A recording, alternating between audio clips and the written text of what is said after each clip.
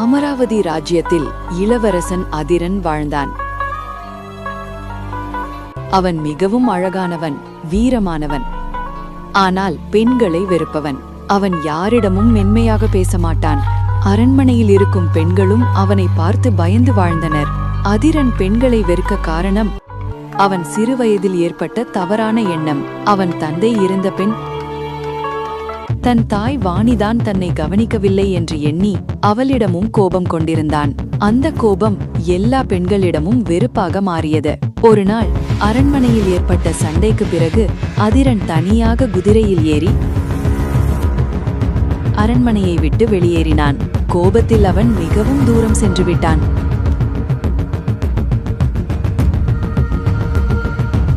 அவன் சென்ற பாதை அவனை ஒரு மாயக்காட்டுக்குள் அழைத்துச் சென்றது.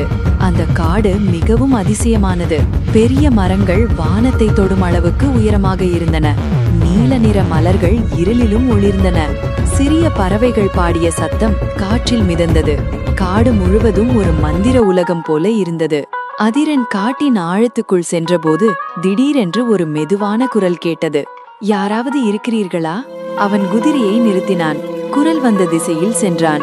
அங்கே ஒரு சிறிய ஓடையின் அருகில் ஒரு இளம் பெண் நின்று கொண்டிருந்தாள். அவள் வெள்ளையுடை அணிந்திருந்தாள். தலைமுடியில் காட்டுப்பூக்கள் இருந்தன. முகத்தில் குழந்தை போல அப்பாவிக்கனம். அவளின் பெயர் மாயா. அவள் வழி தெரியாமல் காட்டில் சிக்கியிருந்தாள். அதிரன் கடுமையாக கேட்டான், நீ யார்? ஏன் இங்கே இருக்கிறாய்?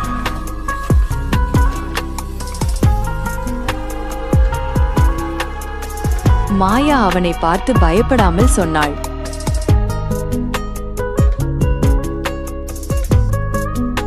நான் ஒரு வண்ணத்து பூச்சியை பின்தொடர்ந்து வந்தேன்.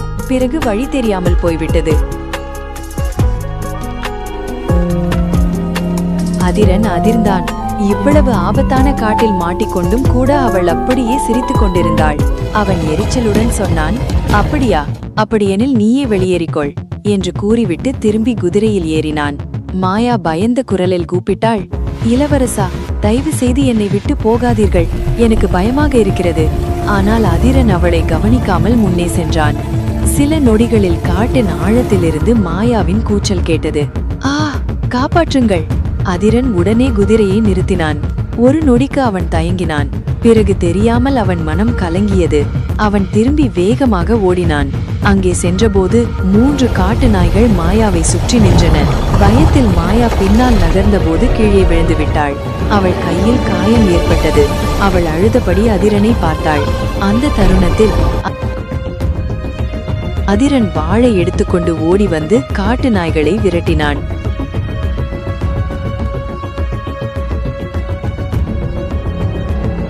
கர்ஜித்தபடி காட்டுக்குள் ஓடிவிட்டன. மாயா தரையில் பலவீனமாக கிடந்தாள். அவள் கையில் ரத்தம். அதிரன் அவள் அருகே மண்டியிட்டு அமர்ந்தான். மாயா கண்களை மெதுவாக திறந்து அவனை பார்த்தாள். நீங்கள் திரும்பி வரமாட்டீர்கள் என்று நினைத்தேன். அவளது குரல் நடுங்கியது. அந்த வார்த்தைகளை கேட்டதும் அதிரனின் மனம் ஏதோ உருகியது. அவன் எதுவும் பேசாமல் தன் மேலங்கியை அவளுக்கு போர்த்தி மெதுவாக அவளை தூக்கிக் கொண்டு குதிரையில் அமர வைத்தான்.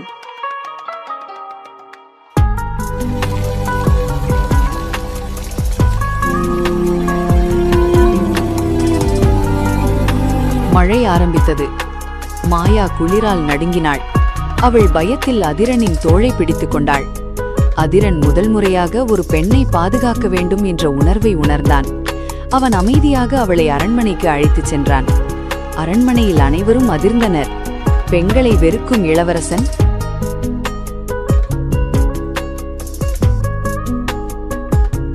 ஒரு அப்பாவி பெண்ணை தன் கரங்களில் தூக்கிக் கொண்டு வந்தான்.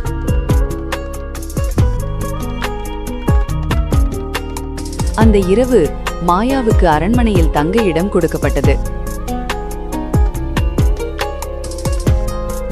அதிரனுக்கு தெரியாமல் அவளை காப்பாற்றிய அந்த தருணமே அவனது இதயத்தில் மறைந்திருந்த அன்பின் கதவை திறந்துவிட்டது. மாயா அரண்மனைக்கு கொண்டுவரப்பட்ட பிறகு சில நாட்கள் அங்கேயே தங்கினாள். அவளது கையில் ஏற்பட்ட காயத்திற்கு வைத்தியர் மருந்து போட்டார்.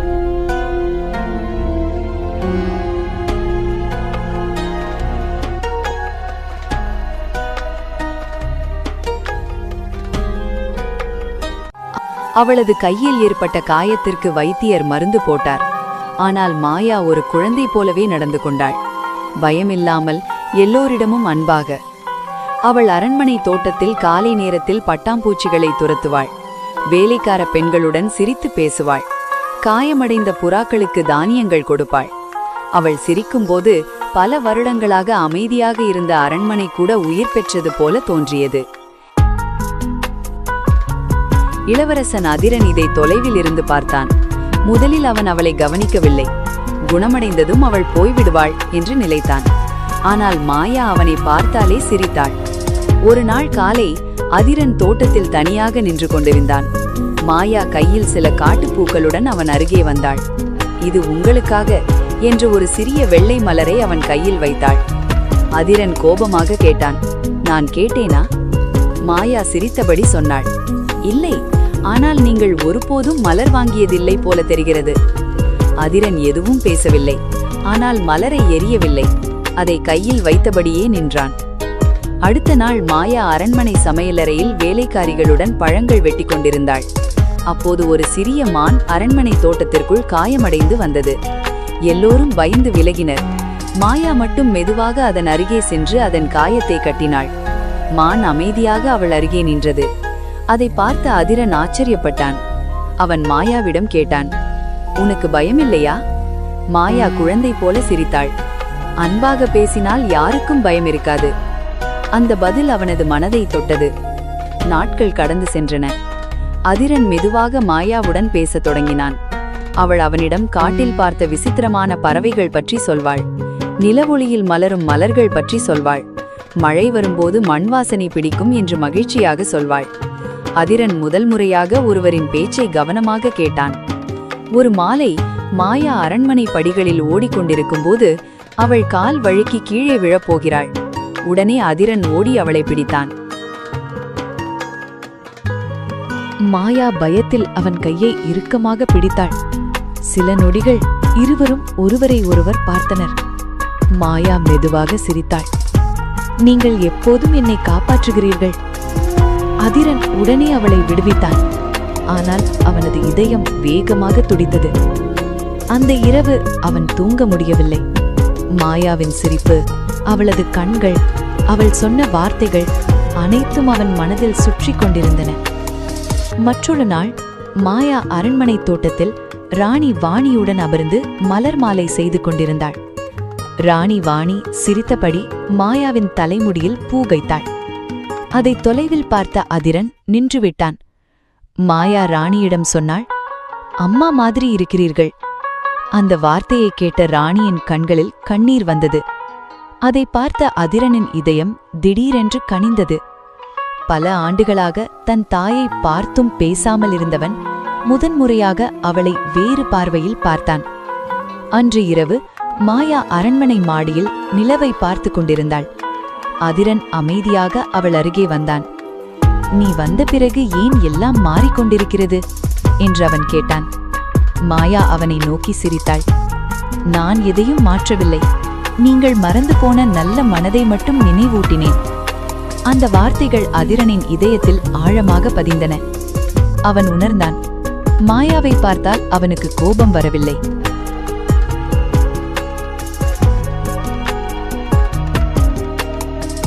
அவன் மெதுவாக காதலில் விழத் தொடங்கினான். அவள் பேசாவிட்டால் அவளை தேடத் தோன்றியது.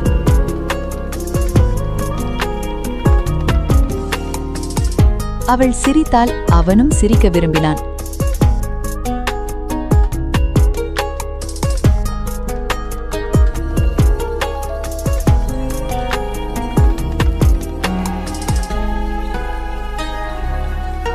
அதே நேரத்தில் அவன் தன் தாயிடம் பேச வேண்டுமென்ற உணர்வும் உருவானது.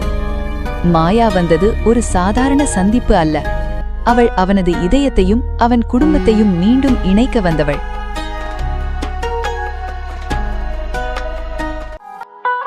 சில நாட்கள் கடந்தபோது இளவரசன் அதிரன் மனதில் ஒரு புதிய உணர்வு உருவானது. அவன் எங்கே சென்றாலும் மாயா நினைவுதான். அவள் சிரிப்பு, அவள் குழந்தை போல பேசும் விதம்,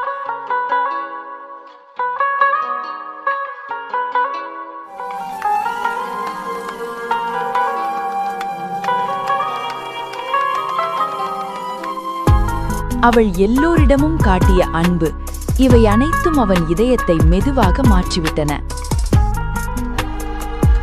ஒரு நாள் மாலை மாயா அரண்மனை தோட்டத்தில் ஒரு சிறிய குருவிக்கு தானியம் கொடுத்து கொண்டிருந்தாள். அதிரன் அமைதியாக அவளை பார்த்து கொண்டிருந்தான்.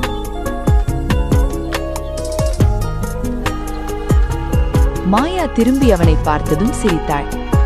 இளவரசா, இன்று ஏன் இவ்வளவு அமைதியாக இருக்கிறீர்கள் என்றாள். அதிரன் மெதுவாக அவள் அருகே வந்தான். நீ வந்ததிலிருந்து நான் மாறிக்கொண்டிருக்கிறேன் என்றான். நான் ஏன் கோபமாக இருந்தேன் என்பதையும் மறந்து வருகிறேன். மாயா மெதுவாக அவனை நோக்கி பார்த்தான். கோபம் இருக்கும் இடத்தில் அன்பு வந்தால் கோபம் தானாகவே மறைந்துவிடும். அந்த வார்த்தைகள் அவனது மனதை முழுவதும் தொட்டந்தன. அந்த இரவு அதிரன் தன் தாயான ராணி வாணி அறைக்கு சென்றான். பல ஆண்டுகளாக அவன் அங்கே காலடி வைத்ததே இல்லை.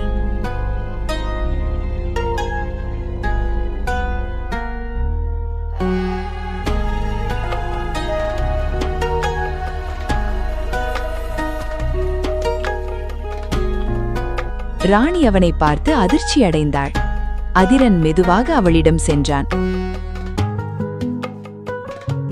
சில நொடிகள் அமைதியாக நின்றான். பின்னர் திடீரென குழந்தை போல அவளது கைகளை பிடித்தான். அம்மா, நான் உங்களை மிகவும் தவறாக புரிந்து கொண்டேன். ராணியின் கண்களில் கண்ணீர் வழிந்தது. அவள் மெதுவாக அவனது தலைமுடியை தொட்டாள், சிறுவயதில் போல. அந்த தருணத்தில் அதிரனின் மனதிலிருந்த அத்தனை வெறுப்பும் கரைந்தது. அவன் தன் தாயை அணைத்துக் கொண்டான். அரண்மனையில் இருந்தவர்கள் இதை பார்த்து மகிழ்ந்தனர். பல ஆண்டுகளுக்கு பிறகு தாய் மகன் மீண்டும் ஒன்றானார்கள். அடுத்த நாள் மாயா அரண்மனை விட்டு செல்ல தயாரானாள்.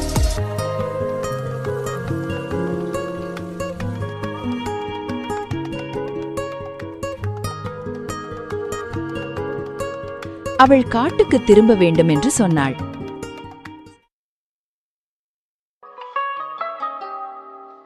அதை கேட்ட அதிரன் கலங்கினான்.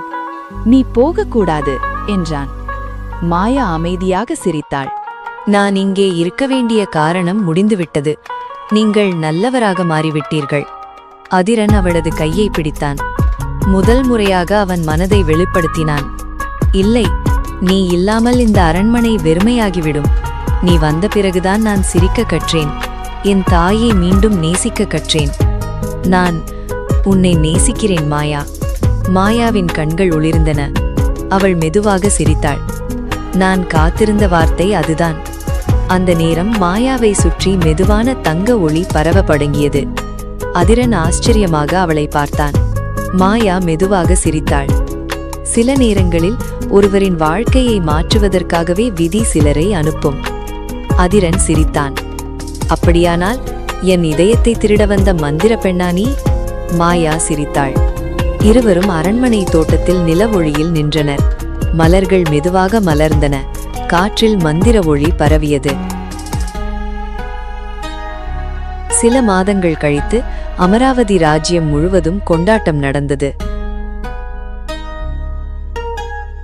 இளவரசன் அதிரனும் மாயாவும் திருமணம் செய்து கொண்டனர். முன்பு பெண்களை வெறுத்த இளவரசன் ஒரு அப்பாவி பெண்ணின் அன்பால் மாறினான். அவள் அவனுக்கு காதலையும் கருணையையும் தாயின் அன்பையும் மீண்டும் உணர்த்தினாள். அவர்கள் இருவரும் மகிழ்ச்சியாக வாழ்ந்தனர்.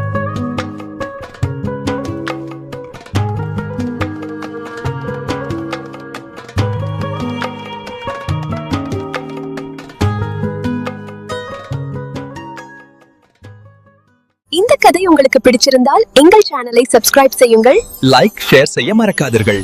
இன்னும் பல மந்திர கதைகளில் மீண்டும் சந்திப்போம்.